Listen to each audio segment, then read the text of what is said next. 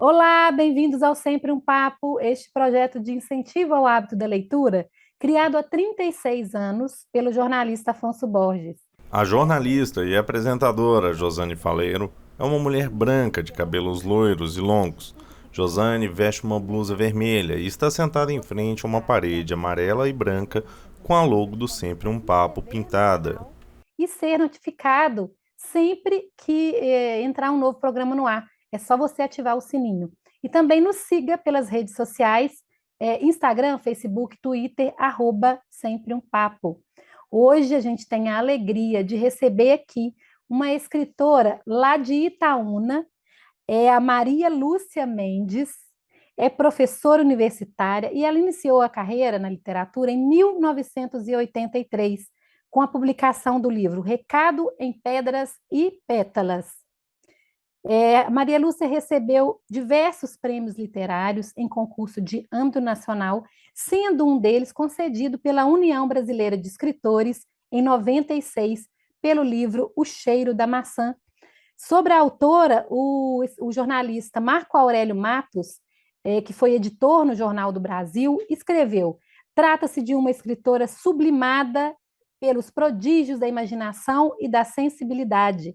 Em 40 anos de literatura, a Maria Lúcia publicou livros de poesia, crônicas e contos, e também livros na literatura infantil. Entre as suas obras estão Recado em Pedras e Pétalas, Miragem, A Guarda do Anjo, Atalho, O Cheiro da Maçã, Badra, A Borboleta Bombom, Bisoca Formiguinha Dorminhoca, Aventuras da Girafa Gila-Flor, A Abelha Belinha, Além dos Trilhos, Aparições Marianas em Itaúna e, sendo mais recente, A Sedução das Palavras. E é sobre essa trajetória que a gente vai conversar hoje com a Maria Lúcia Mendes, que eu dou boas-vindas aqui no Sempre um Papo. Bem-vinda, Maria Lúcia. Muito obrigada, muito obrigada. A gente se sente honrado de contar aqui a sua história, essa trajetória bonita de 40 anos na literatura, viu?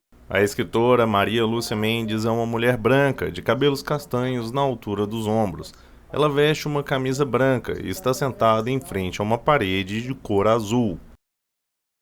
Maria Lúcia, eu acho que a gente pode começar contando mesmo o seu início ali na literatura, ainda menina, que eu acho que a gente começa desde criança, né?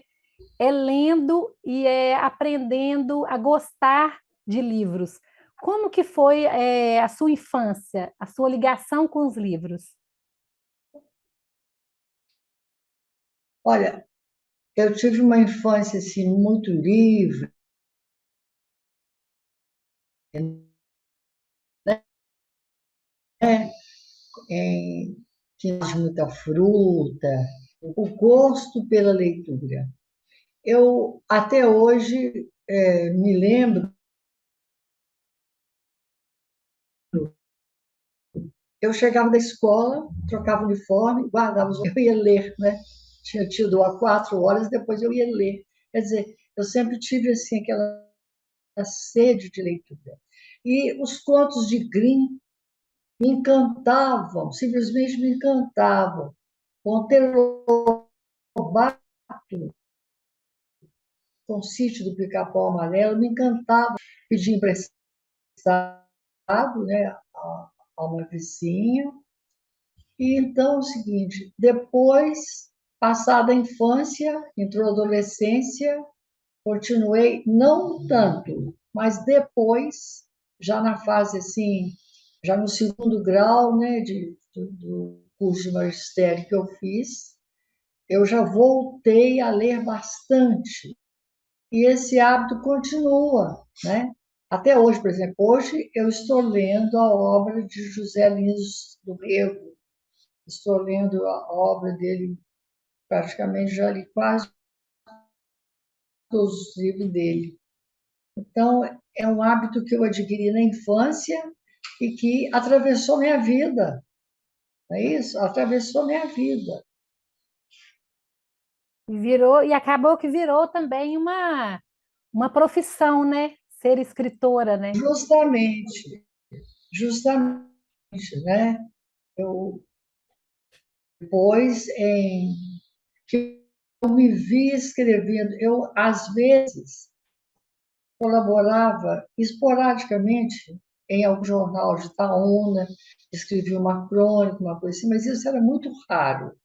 E porque eu exerci o magistério, né, toda a vida, comecei no magistério aos 20 anos de idade, e então eu, paralelo a isso, eu lendo, né, lendo, mas que eu me vi mesmo assim, no processo assim de amadurecimento para escrever, né, foi quando eu comecei a escrever este livro, Recado em Pedras e Pétalas.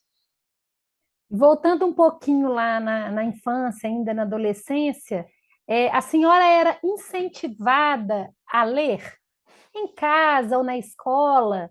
Como que é essa lembrança da senhora com os livros lá da menina Maria Lúcia? Olha, eu não era incentivada a ler, sabe? Era uma coisa minha. Eu gostava, eu tinha necessidade de ler.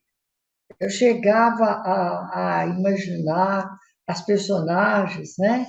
O quintal de minha avó, por exemplo, cheio de árvores, a natureza muito bonita e tal. E eu chegava a ver as personagens dos livros, isso quando eu era criança, né? Na adolescência, eu lia muito os romances, muito em voga na minha época, nos anos 60, de M. Lee. A minha escola toda, né, as adolescentes, todos gostavam muito de ler romance de M. Lee. Depois nós fomos descobrir que M. Lee era um homem, nós achávamos que era uma autora, era um homem. Era aqueles romances assim, muito leves, muito água com açúcar, mas que pela nossa idade nos encantavam.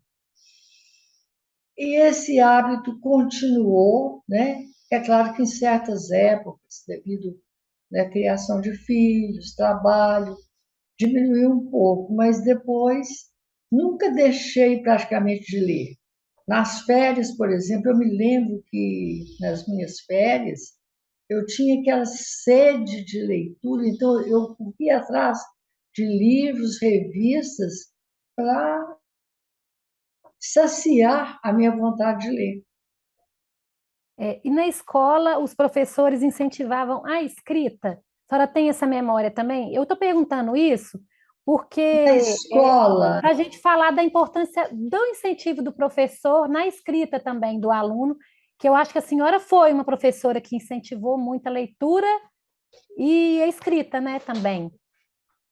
justamente, agora, na escola, eu gostaria de ressaltar o seguinte: da quinta série em diante, da quinta à oitava, eu tive um professor de português chamado Oswaldo Chaves, de grata memória.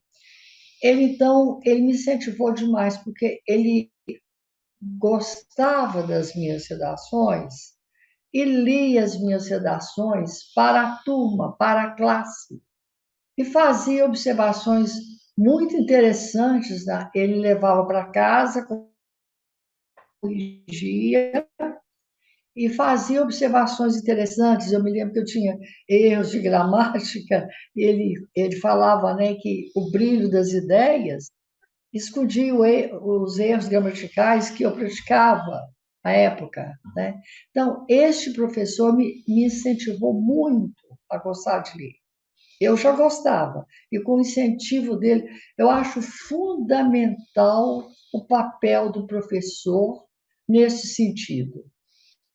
Motivar o aluno, mostrar ao aluno que ele é capaz de fazer assim uma produção escrita com princípio, meio, fim, abordando aquele tema assim de uma forma agradável, de uma forma clara, objetiva.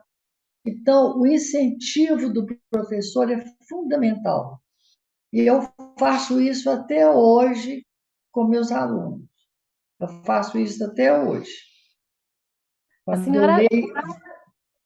uhum. A senhora comentou comigo que na infância também a sua família, as mulheres, sobretudo, contavam muito caso, né? histórias, e que a senhora traz um pouco Isso. dessas memórias também para a sua literatura, né? Então, ser um bom Olha, ouvinte também é importante, né? do lado materno, eu venho de uma família em que as mulheres eram contavam histórias, tinham muitos casos para contar, casos mesmo assim próprios da vida delas, casos interessantíssimos que eu ouvia, assimilava, guardava na memória para anos depois colocar. Por exemplo, esse último livro meu, A Sedução das Palavras, tem um conto lá que se chama O Cachorro. Ele é baseado num fato real que aconteceu na minha família.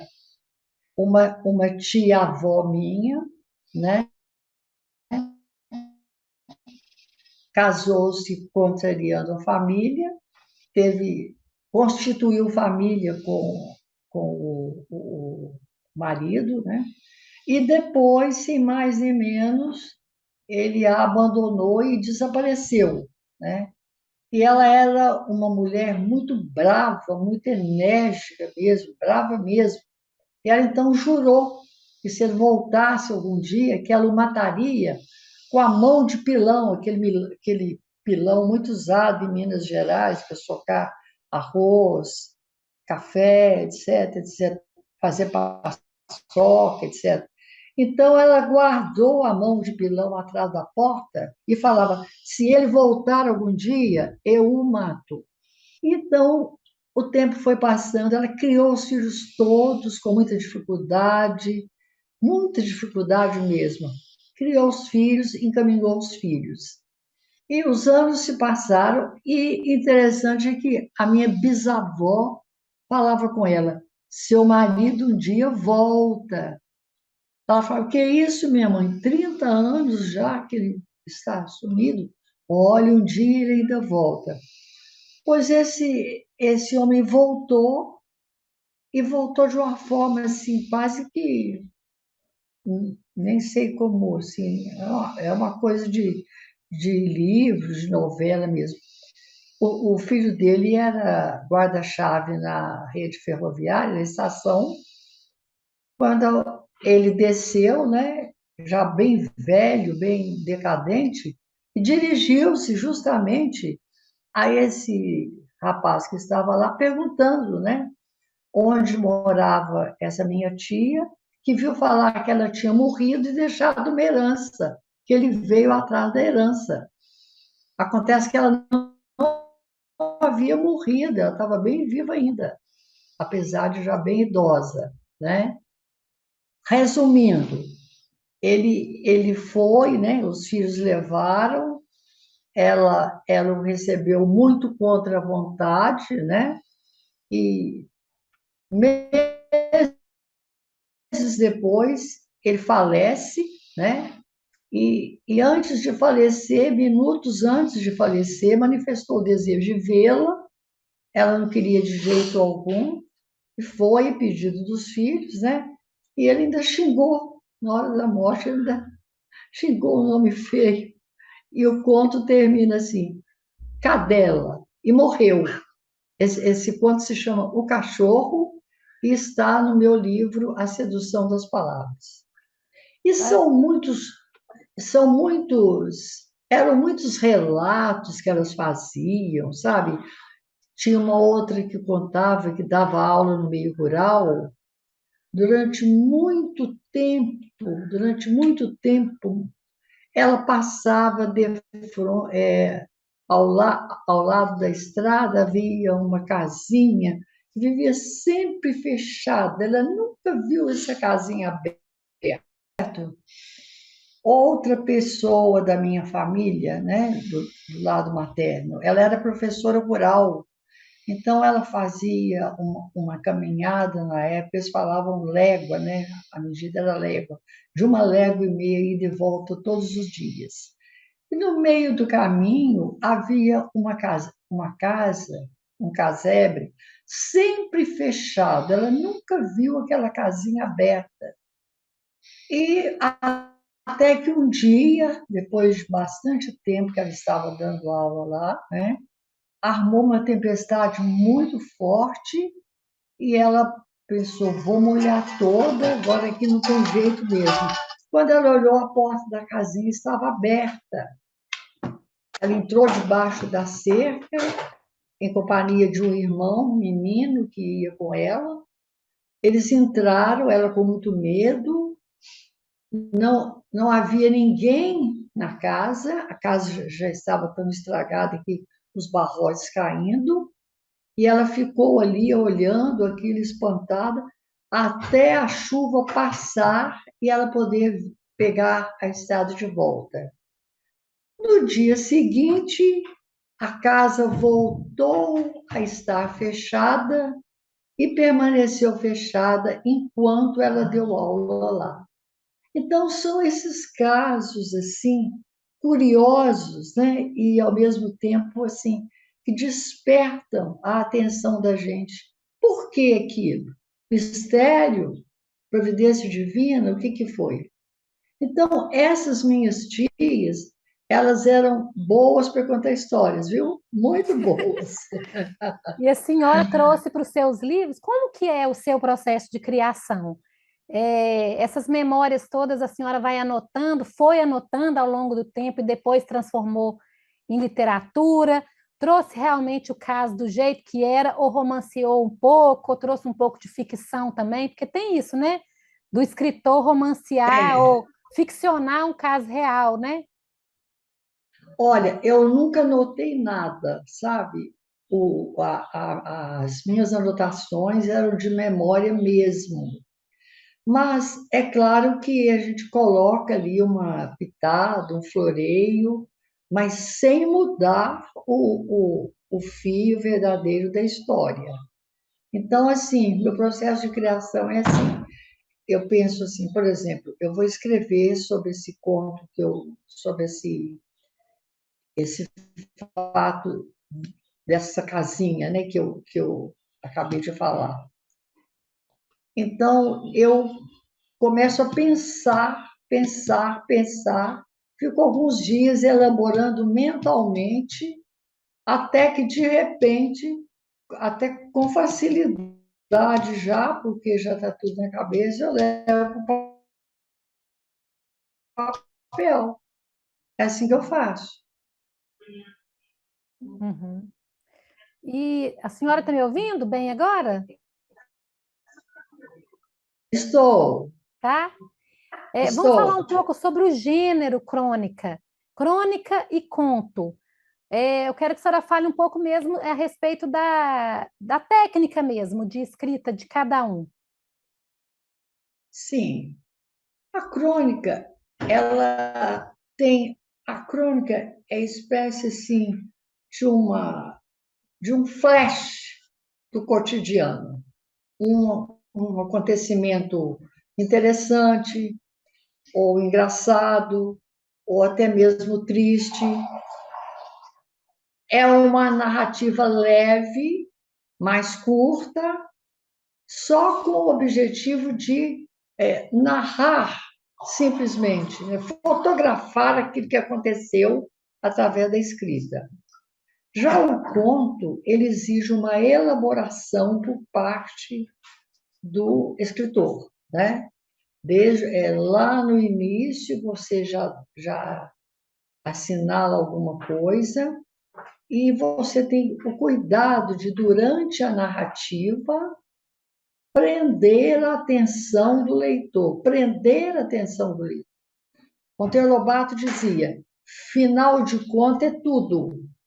Então, se você consegue dar um final surpreendente no conto, que é o ideal, dar um final surpreendente, surpreender o leitor com o final, melhor ainda.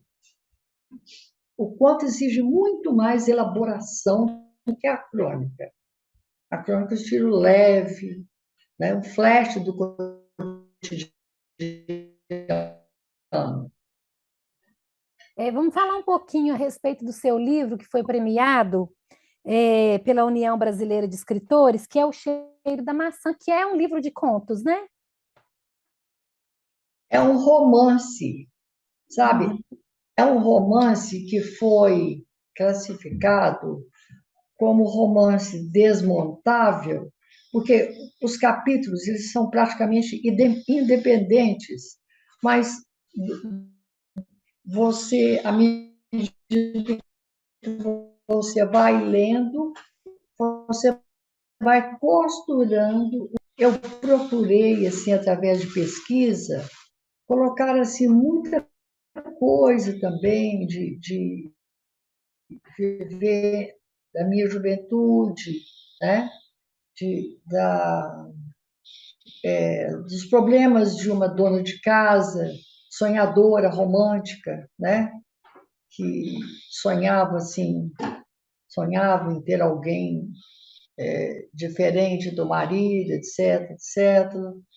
Então, o cheiro da maçã, ele parece que ele assim cativou mais, né? Foi um livro premiado por causa da tessitura da trama. O tempo todo, né? A personagem principal começa criança, depois passa para o estado adulto, até casada, e foi isso.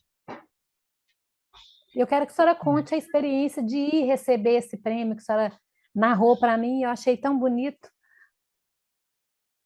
O prêmio que você falou? O prêmio pelo Cheiro da Maçã na União Brasileira de Escritores, quando a senhora chegou lá para receber o prêmio, a sensação que a senhora sentiu. Ah, meu Deus! Nossa, meu Deus! Minha filha, vou te falar como é que foi uma coisa mais. Foi tragicômico. O prêmio foi entregue. O prêmio foi entregue na Academia Brasileira de Letras. No Rio de E a Janeiro. Prefeitura Municipal de Itaúna patrocinou a nossa permanência lá, minha e do secretário de Cultura da época, no, no Hotel Glória do Rio de Janeiro. Nós ficamos lá de um dia para o 2 dias. Então, é o seguinte, na hora de sair, o secretário me disse assim: olha, tem figurões lá, viu? A neta do Graciliano Ramos está lá, a Raquel de Queiroz vai estar lá. Eu falei: meu Deus do céu, meu Deus, o que eu vou fazer lá no meio de tanta gente importante? E eu tinha feito um vestido, né? Mandaram fazer um vestido longo, preto, muito bonito e tal. Me arrumei e quando eu vesti, eu senti que o vestido estava me pegando um pouco embaixo. Eu já estava de salto e tal. Eu disse para uma colega que estava comigo também: esse vestido parece que está um pouco apertado embaixo. Ela foi e falou: ó, tem uma escada para. Antes a gente foi à academia para ver. Tem uma escada para subir no palco, você segura então um pouco, assim, levanta um pouco a saia para você não cair, não tropeçar, já que ele está te apertando. Assim eu fiz, né? E quando terminou lá, realmente foi muito bonito. Eu conheci, né, Raquel de Queiroz, conheci Clara Ramos, neta de Graciliano Ramos. Emocionei-me muito quando eu fui convidada para visitar a sede antiga da academia, quando eu vi lá os objetos de Machado de Assis. Mas, assim, quando eu cheguei no hotel, eu quis saber o porquê que a roupa que tinha sido experimentada e dado tão certo tinha dado problema. Quando eu fui ver, eu não tinha tirado a saia justa que eu estava com ela por baixo antes de trocar o vestido. Então, eu fiz 2 peças de nervo. Eu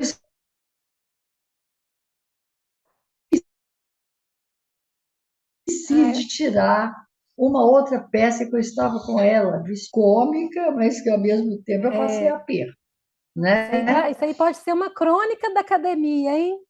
Justamente, justamente. Foi difícil subir as escadas segurando e foi tudo, né? Tudo psicológico, porque eu falei, meu Deus, eu vou chegar lá na Academia Brasileira de Letras, sair lá de Itaúna, eu vou na academia. Quem sou eu para chegar na Academia Brasileira de Letras, né? E esqueci Ai, que aconteceu isso. Mas no final deu tudo certo, foi maravilhoso. ai, Eu muito tenho bonita. E que muita bom que a saudade. senhora foi representar, né, os escritores mineiros, né, para esse prêmio. Outro tema que eu quero que a gente fale é sobre seus livros de poesia. São poucos, né, perto da sua literatura, né? São 2 livros apenas, mas que são bem marcantes. E eu quero que a senhora fale um pouco sobre isso, sobre escrever poesia. De onde que vem essa inspiração? Sim, E por eu que, né, havia, a senhora parou de escrever poesia? parei. Eu havia escrito, eu havia escrito Recado em Pedras e Pétalas, havia escrito Miragem, depois me veio, porque poesia, para a gente escrever poesia, a gente tem que estar com uma necessidade muito grande de escrever. E eu estava com essa necessidade de escrever poesia. Então, eu escrevi o primeiro, A Guarda do Anjo, né? E depois eu escrevi Miragem, não, Atalho. Depois eu escrevi Atalho. Tem uma poesia no livro e ficaram só esses 2, porque durante o período em que eu estava escrevendo Atalho, eu estava escrevendo uma irmã que eu tinha faleceu, também professora, e ela estava acompanhando a gestação desse livro, quando ela faleceu. Então, aqui eu parei, fiquei muitos meses, depois foi que eu conseguia dar continuidade ao livro, né?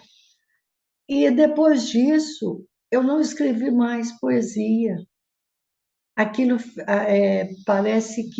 parece não, é, aquela necessidade que eu tive de escrever, ela desapareceu. E neste livro que eu falo sobre ele, eu tenho um poema que eu escrevi para minha mãe. Esse poema também foi premiado em Divinópolis, em Belo Horizonte. Será que eu posso falá-lo? Claro que sim! Por favor! Chama-se Colmeia. Minha mãe nunca teve o riso largo. Se cantava, a voz era seca, cortada de suspiros. Suas mãos, sim, atavam laços de fita, coziam bonecas de pano, atiçavam brasas espaventando frio. Aos domingos, no mesmo gesto brando, no mesmo riso mudo, bordavam letras de canela nos pratos de arroz doce. Eram suas mãos que esbanjavam alegria. É esse o poema. Que lindo! Porque a minha mãe tinha esse costume, ela fazia o doce e polvilhava a inicial do prato para quem ia com canela moída.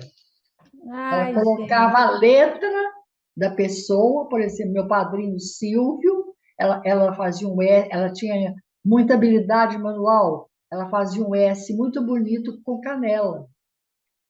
que lindo, que delicada. É, É um prato, uma comida servida cheia de afeto, né? Que lembrança Justamente. bonita, uma lembrança linda. Outra coisa que a gente conversou foi os encontros, né, que a literatura proporcionou para a senhora. Por exemplo, eu quero te pedir para contar o caso da filha da Cora Coralina. Sim, eu havia escrito uma crônica para o jornal da Universidade Itaúna. Eu trabalhava como redatora na diretoria de pesquisa e extensão da universidade, que publicava um jornal. Isso foi nos início dos anos 90. O jornal chamava-se Jornal Sem Título. Então, eu escrevi uma crônica onde eu me encontrava com Cora Coralina e nós conversamos muito. Ela falou trechos de poesia, falou sobre o Rio Vermelho lá em Goiás e me deu receitas de doces, que ela era exímia doceira. E depois ela pegou a mala e me disse que teria que partir, que teria que ir embora. Então foi uma espécie assim, de um encontro, foi um sonho que eu tive com ela. Essa crônica foi publicada e eu não sei mesmo como ela chegou, né, em São Paulo, na cidade de São Paulo, aonde eu acho que mora ainda a filha caçula dela, Vicência Bretas Taan. Então, essa filha dela escreveu uma carta a mim, dirigida, mandou para a universidade agradecendo a homenagem feita à mãe dela. E daí surgiu entre nós uma amizade através de cartas. Eu tenho todas essas cartas, inclusive eu tenho o selo comemorativo do centenário de Cora que ela me deu. Olha que Ela lindo. fez vésperas de vir a Itaúna. Eu queria muito que ela viesse, mas acontece que na época não houve possibilidade, mas eu ainda tenho esperança de voltar esse contato com ela, que não tem tanto tempo que foi interrompido. Mas era através de cartas, né? Agora está tudo mudado, tudo É, virtual, etc. Agora já é diferente. nesse assunto de estar tudo mudado, né? Eu quero pedir para a senhora contextualizar a vida literária aí de Itaúna, desse período, né, que a senhora começou, desse período que desenvolveu a sua literatura com o de hoje. Olha, eu acho que é muito diferente. Para começar, eu lancei esse livro, Recado em Terras Pertas, sem a mínima intenção de continuar a escrever. Inclusive porque deu muito trabalho, eu tive que correr atrás de patrocínio, e deu muito trabalho, até que eu visse o livro pronto, foi assim. Então, assim que o livro saiu, eu não sei se é porque havia muitos anos que ninguém publicava um livro em Itaúna, eu não sei, e muitas pessoas também tinham curiosidade com relação ao que eu iria publicar. Tinha gente que falava, quero só ver o que você vai escrever, né? Quando elas se depararam com um livro de estilo muito leve, mais de crônicas do que de contos, né? Poucos contos e mais crônicas. E também uma parte dedicada às peças populares de Itaúna. Então, assim, imediatamente as pessoas começaram a mandar artigos para os jornais. Nessa época era a Folha do Oeste e depois o Brechó. Eu me surpreendia toda semana com artigos que as pessoas escreviam sobre o livro, elogiando o livro. Eu ficava assustado, porque eu não esperava, eu era marinheiro de primeira viagem, né? E também cartas. Uma das primeiras cartas que eu recebi foi do vigário de Itaúna, me cumprimentando. Então, assim, pessoas das mais diferentes classes sociais me mandando cartõezinhos, mandando artigos para o jornal, e mesmo depois também com outros livros, eu tive receptividade. Hoje eu acho tudo muito frio, tudo muito distante nesse sentido. Parece que descoloriu aquela motivação do leitor-autor, ou então ficou uma coisa assim muito, né, através do WhatsApp, né, ficou assim uma coisa mais seca, mais resumida, né? Mas naquela época era muito diferente. Eu senti isso, o contato leitor com autor. E agora entrando um pouco na sua literatura para crianças, como que é escrever, o diferencial, né? Que é diferente escrever para esse público infantil.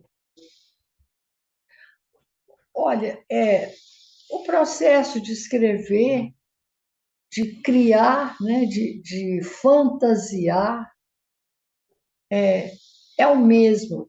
O que muda é o jeito de você escrever, né? Tem que ser uma coisa assim mais leve e de acordo com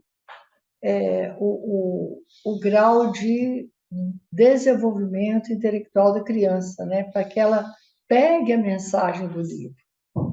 Este livro, por exemplo, aqui, ó, Aventuras da Girafa Giraflor, Maria Lúcia segura o livro nas mãos. ele foi escrito porque eu ganhei 3 girafinhas de porcelana que foram de minha bisavó, e elas têm mais de 100 anos. Hoje elas estão na minha sala de visitas. Eu ganhei essas 3 girafinhas miniaturas. Então, eu amava essas girafinhas desde criança. Eu era pequena, já essas girafinhas ficavam lá na casa dela. Então, eu criei uma história em cima delas, né? A girafinha foge de casa, né? E passa muitas dificuldades fora de casa. Então, Aventuras da Girafa Giraflor mostra muito essa importância do valor que a gente deve dar à família, aos pais. A senhora tem um outro livro infantil aí também, né? Que pode mostrar?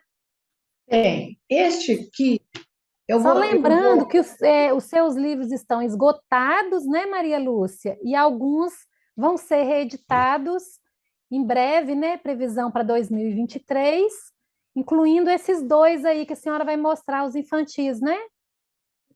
Justamente, os livros estão esgotados, sabe? Estão esgotados.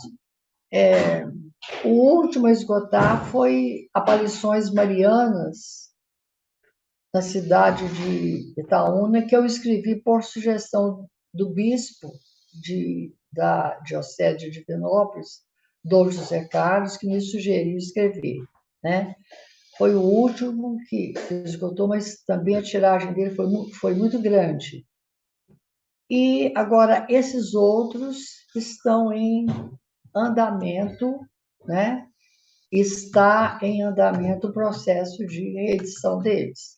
A Borboleta Bombom, eu fazia caminhada, né? À beira do Rio São João, que é o rio que corta Itaúna, quando passa por mim uma borboleta azul muito bonita. Levanta a capa dele aí para a gente ver. Maria Lúcia segura nas mãos o livro A Borboleta Bombom e os Grilinhos Detetives. A capa tem um fundo branco com um desenho de uma borboleta de asas azuis e amarela no centro. E com outro tamanho também mais moderno. Segundo a editora, vai ser. E eu não sei para te dizer como a inspiração vem de Deus, vem do alto, vem do alto. Eu recebo, todas as pessoas que escrevem, nós recebemos de Deus, é divino o processo. Aí eu criei uma história de uma borboleta linda que desaparece no meio do bosque. E esse desaparecimento dela cria uma série de aventuras, inclusive com 2 grilinhos que eram detetives, que vão em busca dela. Então, até que ela seja encontrada, há uma série de peripécias, uma série de acontecimentos que os bichinhos passam para conseguir resgatar Bombom. Foi isso. Maravilha. A senhora começou a falar um pouco do livro Aparições Marianas em Itaúna, e aí eu vou pedir para a senhora contar um pouco a respeito dessa história que realmente existe, né? E que é Existe, sim. cultuada em Itaúna, né? Sim. Não só Itaúna, porque a gruta, né, como é o lugar que ficou conhecido, todo mundo fala gruta. É visitada por gente, muita gente fora, né? Pessoas de vários lugares, até de outros países visitam. Este acontecimento, né, se deu em 1955. Lá era uma mata fechada mesmo. Havia uma lagoa na frente e um bairro, não era bairro ainda, era uma poucas casinhas por ali, né? Quando 3 crianças que brincavam na mata viram um clarão muito grande sob um cupim e em seguida viram a imagem de Nossa Senhora. Então, você imagina isso em 1955, numa cidade do interior. Foi uma coisa assim, impressionante. A notícia correu rapidamente. E nesse mesmo dia, as pessoas começaram a cortar, a entrar na mata, e para entrar na mata, elas tiveram que abrir picadas da mata. E eu me lembro que eu era criança e quando chegava a noite, no meio daquela escuridão da mata, as pessoas acendiam velas e começavam a cantar. E havia algumas, que eu não sei se por sugestão, não sei, falavam que estavam vendo Nossa Senhora. Então, aquilo me dava um medo. Eu tinha medo, sabe? Eu tinha medo de ver aquele cenário assim escuro, com as velas acesas e tal. Então, com o passar do tempo, né, outras pessoas, inclusive pessoas idôneas, né, um senhor de muita personalidade, um farmacêutico, chefe de família, pessoa interessante, que todos os envolvidos dessa história eram ateus. O dono do terreno era ateu, o outro que comprou o terreno era ateu também, 2 videntes ou 3 eram ateus, e esse principal vidente que recebeu mensagem falada dela era ateu. Tanto é que ele foi lá por curiosidade, né? E quando ele viu, ele imediatamente, né, teve outra, né, mudou completamente, né? Uhum. E graças a ele foi erguido um altar com o auxílio de toda a comunidade, os padres, etc. Hoje nós temos a imagem de Nossa Senhora de Itaúna, celebra-se missa lá todos os sábados, e é um lugar agradabilíssimo, porque lá é uma paz, o lugar é conservado, a imagem dela fica no lugar exato onde era o cupim, onde era o cupim que ela apareceu. Ah, E eu é quero visitar. visita porque você vai gostar. Então, E ali qual, é assim, é cantar de passarinhos, é um silêncio e é interessante. Não tem um momento que você vá à gruta que não tem alguém. Principalmente homens mais jovens. Neste livro que eu olha, escrevi, tem fotos de homens mais jovens. isso que eu ia Não há. perguntar, quais os recursos que a senhora usou nesse livro, né, de pesquisa mesmo, né, além de suas próprias memórias, né? Sim, olha, esse livro ele foi escrito através de porque quando eu escrevi esse livro, né, por sugestão do bispo, os videntes só há dois videntes vivos que eram crianças na época. Eram três crianças, só dois videntes vivos. E então, o que é mesmo que você perguntou? Eu perguntei os recursos que a senhora usou para escrever o livro. Sim, entrevistas com familiares deles, né?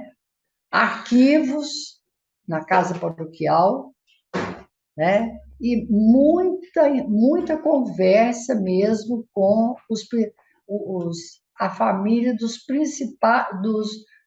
principais videntes. Porque em torno disso corre, correm lendas, correm, às vezes, né, autossugestão, etc. Então, a gente teve o cuidado de aparar essas arestas e contar realmente a história, como aconteceu.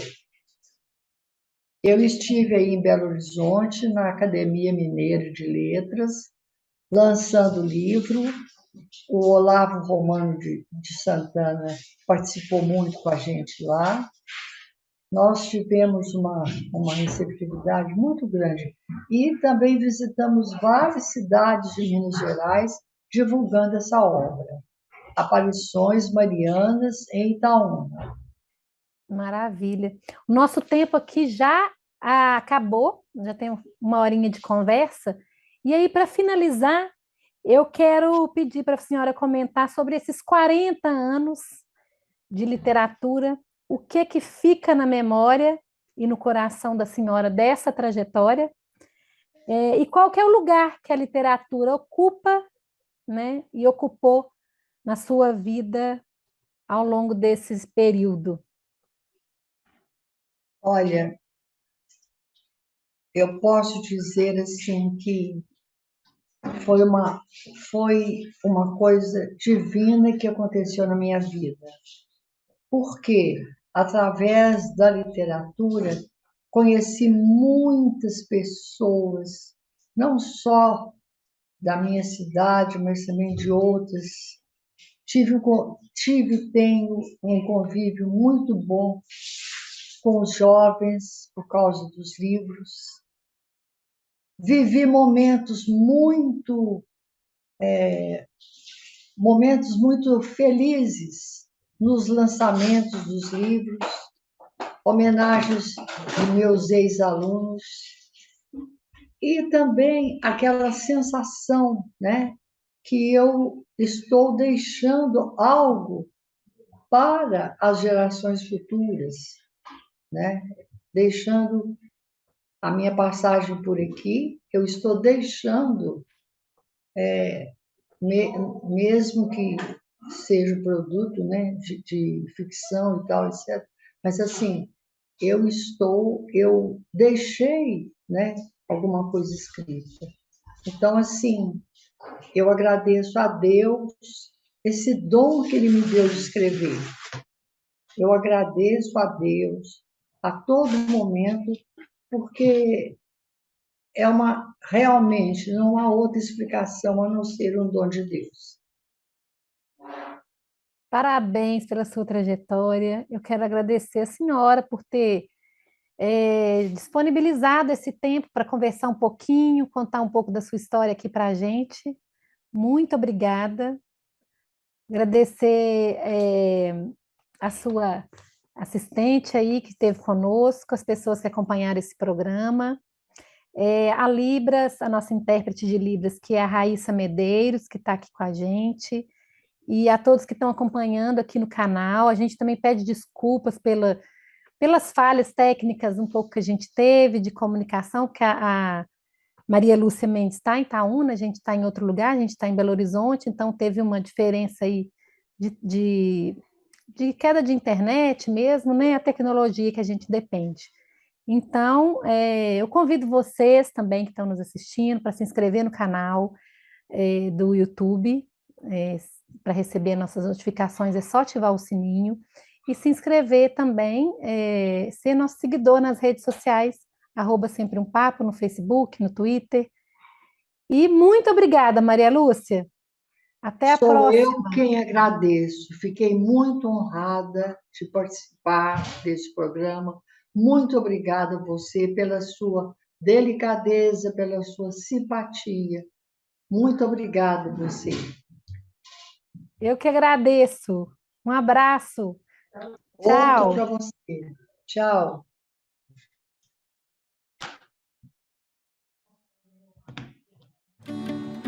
Onde está a cultura? A cultura está em todos os cantos do Brasil.